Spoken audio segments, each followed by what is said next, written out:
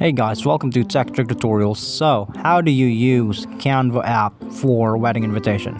Well, let's delve into it. It's going to be really simple. Now, first and foremost, let's go to the actual app here, the actual platform. We're going to be using their templates, okay? So let's just scroll up here and just click on templates. And once you're done clicking on templates, there's a lot of templates here. You're going to search wedding invitation. So here it is.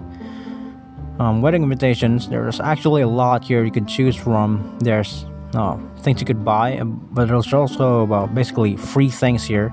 As you can see, I've clicked on it, and you can just basically start adding texts on this presets here. So these are the wedding invitations. So in here you can basically add text, and once you're done with that, you can basically export and just do your thing on this one.